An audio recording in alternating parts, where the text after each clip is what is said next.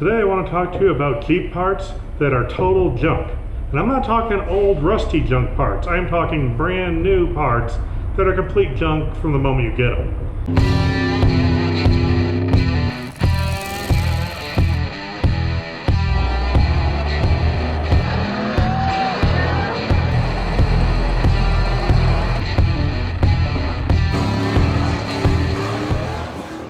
I've had this happen before.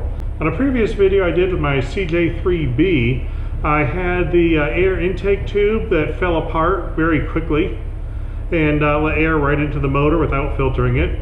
Over the summer, it developed holes. I also had the air horn that came for it, wasn't actually round and didn't fit. The reproduction stuff that doesn't work. Then, you haven't seen this yet, I'm doing another update video, but I had the throwout bearing go out on me, pull it apart, that was complete junk and it was brand new too. I found out the issue with my throwout bearing. This is my throwout bearing. So is this piece, that piece, more throwout bearing, more throwout bearing. Seems to have gotten a little bit hot. On my little red CJ2A, I also had issues. I had a new carburetor. That ended up being an easy fix, and it might have been from storage. The float was stuck. So I just popped that loose and it worked.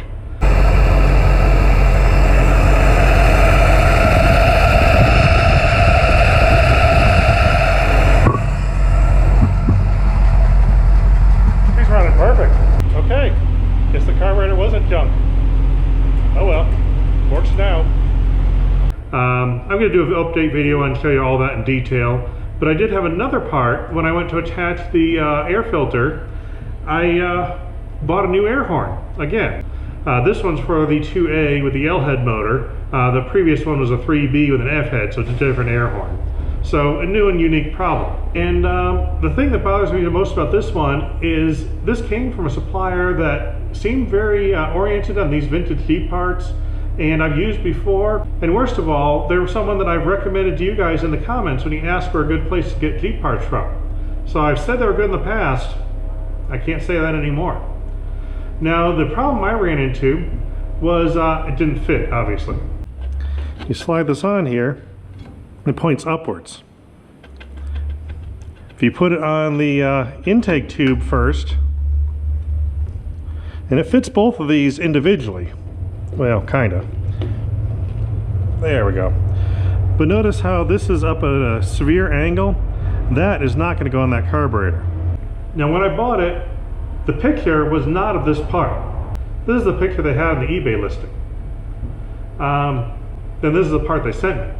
I got a hold of them and I said, you know, the part you sent me doesn't look like the pictures, I want the right one. They said, oh, we don't sell that one anymore. We have a new supplier. This is what you're going to get. So they did offer to return my money and I could send the part back, but that didn't help me because I needed an air horn. I needed one that fit. So I ended up buying the correct one from another supplier. And this is a MD1 part. Now this is the correct part. And they're pretty good on the reproduction stuff. They make basically everything. This one, who knows where it came from, but it does not work. The company did update their description. They have pictures of this part, but it still says it fits a 2A and it still doesn't.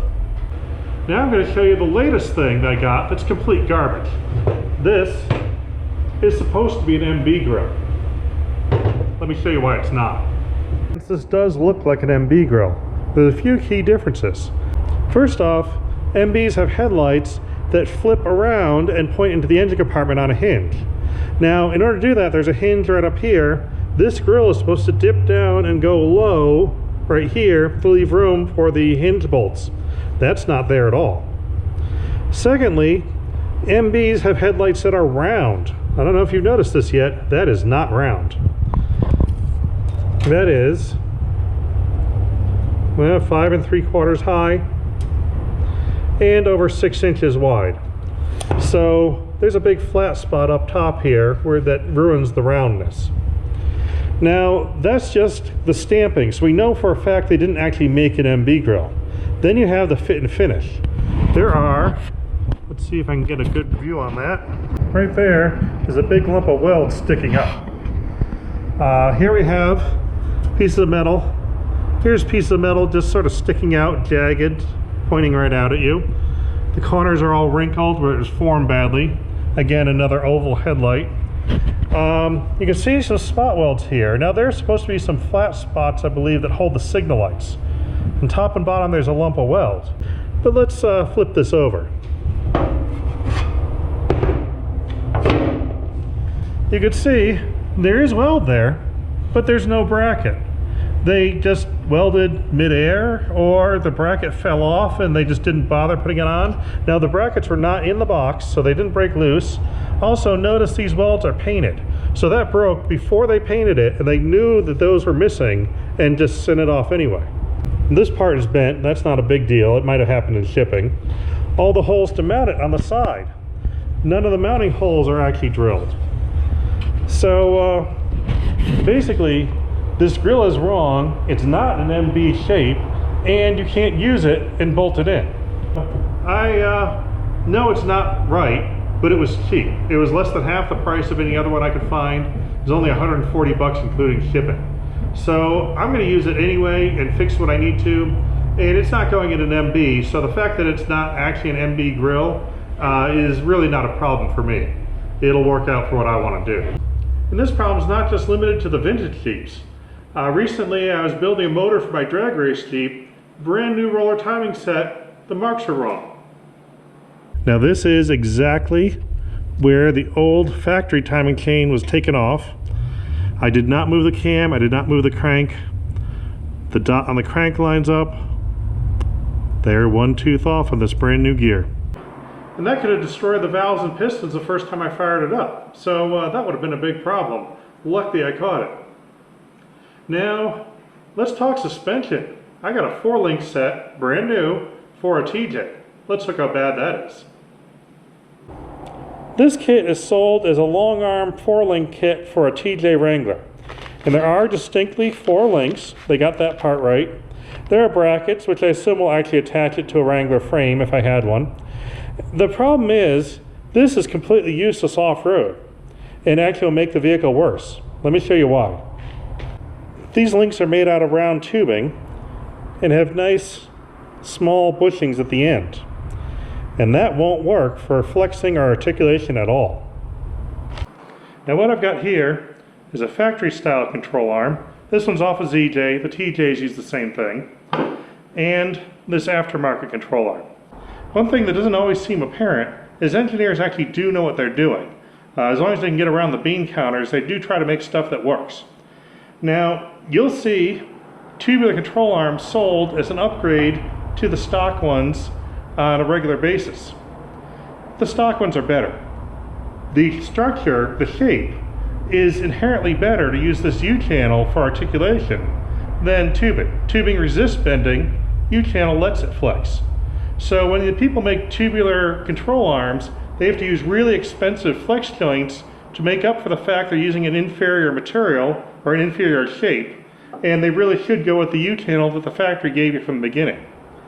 But that being said, let's compare how this vehicle would articulate if we replace the factory control arms with these longer tubular arms.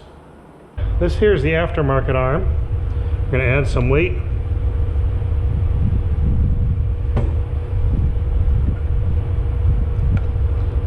One weight, bigger weight. There, we're at 6.4. Now I got the weight set up on this tubular control arm, and let me bounce it a little bit. You can already see all the articulation is in that bushing. You put a bolt in there and clamp it down, you are going to lose some of that. Push harder, it really comes into a mechanical bind until you knock the adjuster loose. Then you can spin that around, and that'll make the whole thing wear out in no time. Now here is the factory arm, starting off at 0, and now we're at over 9 degrees. This is the weight on the factory arm. Watch these arms move when I wiggle it. See how flexible that arm is? That metal is actually bending. It's not the joints that are bending, it is the metal itself. And that's what makes this geometry material superior for these control arms, because it actually allows the flex to be in the arm and not in the bushing. So you don't need high dollar expensive bushings. Cheap old rubber ones work fine because the material flexes. And look how much I could bend that easily. And that thing is really, I'm probably going to pull the vise off the table first. That's not going to work. That is a better arm for off-roading because the material itself articulates and there's almost no limit. And if you made a long arm out of U-channel, you'd have a lot more rotation and it would work really well. I don't know why I haven't seen any long arm kits made of U-channel. From parts that are made wrong in the first place, engineered wrong so they actually make your car worse, or just poorly made and aren't actually what you think you're getting. There's a lot of junk out there, and it'll be shipped to you all shiny and new in a brand new box. I'd like to say make sure you buy stuff from a reputable supplier, but I did that and it's still junk.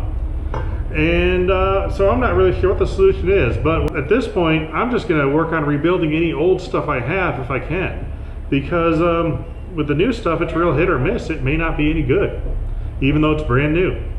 So what are you going to do? Well, I know what I'm going to do. I'm going to work on some rusty old parts that probably have a better chance of working than the shiny new ones.